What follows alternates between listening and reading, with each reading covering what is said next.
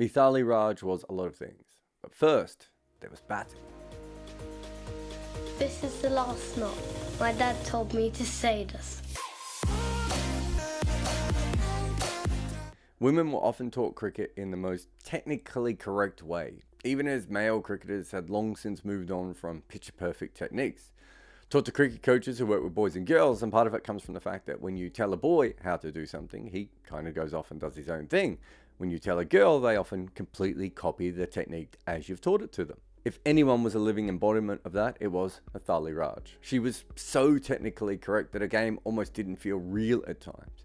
She was like the MCC coaching manual, but in human form. Her career in cricket actually started the way that many top female athletes get started, through an older brother. But it was also because of her father, an Air Force sergeant, didn't want her to sleep in the mornings. In fact, according to Mithali, he trained her like a racehorse. She talked about in her later life about not really having proper relationships, because the only thing she could ever focus on was cricket. And it was a very odd upbringing, and it continued with her coach, who made her practice in a hallway, and if the ball would hit either wall, she would get hit with a stick. Everything about her childhood was over the top, and it certainly isn't how you would handle a top talent today. But there's no doubt that that also played a big part in the player that she went on to become, and that was easily one of the greatest players our game has ever seen.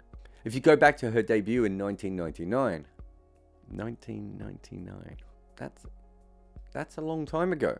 And of course she made 100 in her first game. But perhaps her most important knock early on was in 2002, where she made a test double century against England.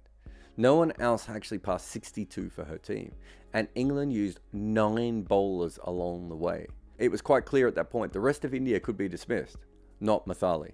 And think about the dates that we're talking about. In her career, she played over 4 decades. Not many modern cricketers have ever done that.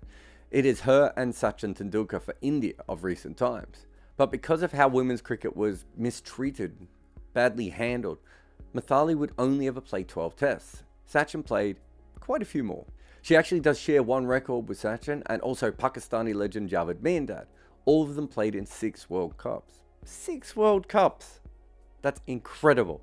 And because of the nature of women's cricket, it's really ODIs that she left her biggest legacy. If nothing else, because it just became the main format for women. Recently, T20 has taken over, but for the longest time, ODI cricket was really the tests of the women's game because they didn't play tests. And she is the all-time leading run scorer in that format, by like a lot. No one is even kind of close to her. And if you just look at Indian women, she has double the amount of runs scored by her closest countrywoman. In fact, look here, she made 17% of India's all-time ODI runs. I said that out loud. I've checked it a couple of times. I'm still not sure it's true because it sounds made up. She is a woman apart in every sense. Her and Julian Goswami helped build the game in their nation and also the game around the world. But let me put it this way. The 15th highest scorer in ODIs for India is Veda Krishnamurthy. She started playing the game inspired by Mithali and the World Cup of 2005. Mithali isn't just the runs she made. She's the game that changed and the runs that the others made just because she existed. And the weird thing is that in helping change the game, making it something for more women to court as a job, and making it a professional sport through her own acts, she actually built a form of cricket that no longer suited her. The technically correct women were taken over by the power players like Harmanpreet and Siva. In some ways, she played on too long because she went from the best player in the game to someone out of time. Her inability to play a grammatically incorrect shot meant that teams could just set a bunch of ring fielders there, knowing that she would stay in and make a few runs, but not at the speeds required. And I've said many times before that I would watch her cover drive all day long. It was one of the most perfect executions of that shot, aesthetically and technically. There were times watching her when it seemed impossible for the opposition to get a ball through her. And that is all magnificent, but of the last couple of years, that's not what you want when Australia have made 350 and you need to score at 7 runs and over. But if you're just thinking about that, you're not really talking about her career. You have to remember where she started.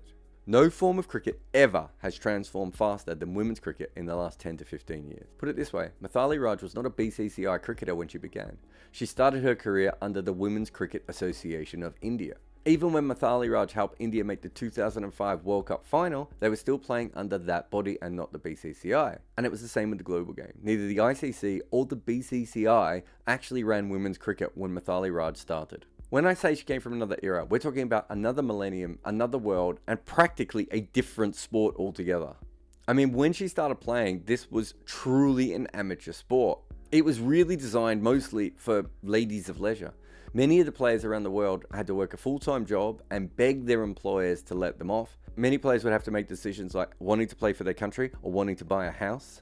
And it was quite common when you look at the history of women's cricket that many of the women who actually did play came from independently wealthy backgrounds. Mithali played for 15 years of international cricket before we saw the first women professional. And when it did grow, it went very fast and also went in a particular direction towards the white ball. And with women's test cricket not growing in the same way, or really at all, Suzie Bates still has never played a test match. The skills that Mithali had the most of, patience, technique, and discipline, were not as important. She spent so long at the crease that the game changed around her. But there is absolutely no doubt when you look at her record and what she has done for the game. She goes down with the names like Rachel Hayhoe Flint, Belinda Clark, Charlotte Edwards, Sana Murr as women who not only played the game, but built and changed it.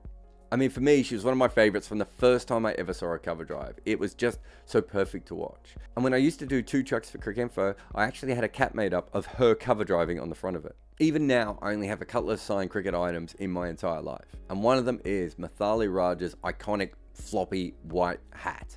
There is absolutely no doubt that Mithali helped change the game forever. And she also became a throwback to another era during her career. And she will rightfully get plaudits for being a pioneer, someone who made young Indian women understand that this could be a profession.